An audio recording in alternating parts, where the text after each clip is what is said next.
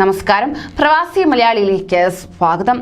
ലോകരാഷ്ട്രങ്ങൾ കണ്ണുവയ്ക്കുന്നത് ഇന്ത്യ എന്ന പല വാർത്തകളിലൂടെയും നാം കേട്ടിട്ടുണ്ട്. ഇപ്പോഴത്തെ ഗൾഫും അതുതന്നെയാണ് ചെയ്യുന്നത്.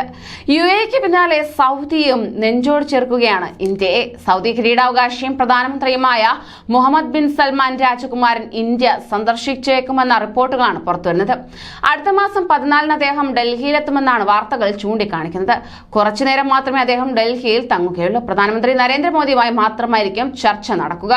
അതേസമയം കഴിഞ്ഞ മാസം വിദേശകാര്യമന്ത്രി S ജയശങ്കർ സൗദി അറേബ്യ സന്ദർശിച്ചിരുന്നു. ബിൻ സൽമാനെ ഇന്ത്യയിലേക്ക് ക്ഷണിച്ചുള്ള നരേന്ദ്രമോദിയുടെ കത്ത് അദ്ദേഹം കൈമാറുകയും ചെയ്യുകയായിരുന്നു. ഇതിന് പിന്നാലെയാണ് മണിക്കൂറുകൾ മാത്രം നീളുന്ന സന്ദർശനത്തിന് ബിൻ സൽമാൻ ഇന്ത്യയിലേക്ക് എത്തുന്നത്. എന്നാൽ ഇക്കാര്യത്തിൽ ചില ആശങ്കകൾ ബാക്കിയാണ്.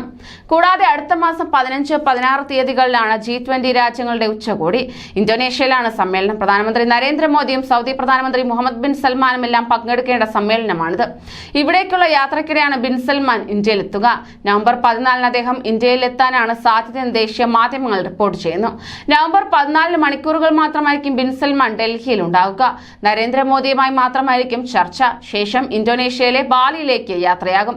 നരേന്ദ്രമോദിയും ബാലിയിലേക്ക് പോകും. അതേസമയം നരേന്ദ്രമോദി ഈ ദിവസം ഇന്ത്യയിൽ ഉണ്ടാകുമോ എന്ന കാര്യത്തിൽ സംശയം നിലനിൽക്കുകയാണ്.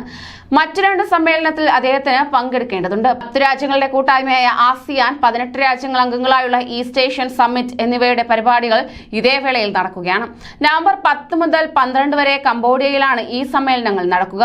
നരേന്ദ്രമോദി ഇവിടേക്ക് പുറപ്പെട്ടാൽ സൗദി രാജകുമാരന്റെ ഇന്ത്യ സന്ദർശനം മാറ്റിയേക്കും.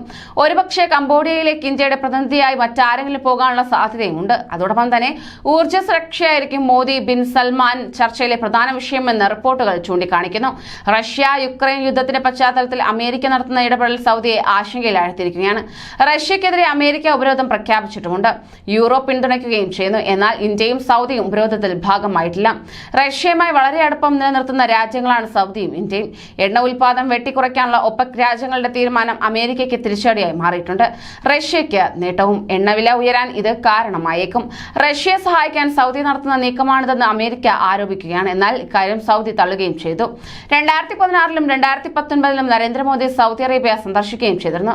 2019 മുഹമ്മദ് ബിൻ സൽമാൻ ഇന്ത്യയിലെത്തുകയും ചെയ്തു. അന്ന് $100 കോടി നിക്ഷേപം ഇന്ത്യയിൽ നടത്തുമെന്ന് അദ്ദേഹം പ്രഖ്യാപിച്ചിരുന്നു. ഇതുമായി ബന്ധപ്പെട്ട കാര്യങ്ങളും ബിൻ സൽമാന്റെ ഇന്ത്യ സന്ദർശനത്തിനിടെ ചർച്ചയാകുമെന്നാണ് റിപ്പോർട്ടുകൾ ചൂണ്ടിക്കാണിക്കുന്നത്.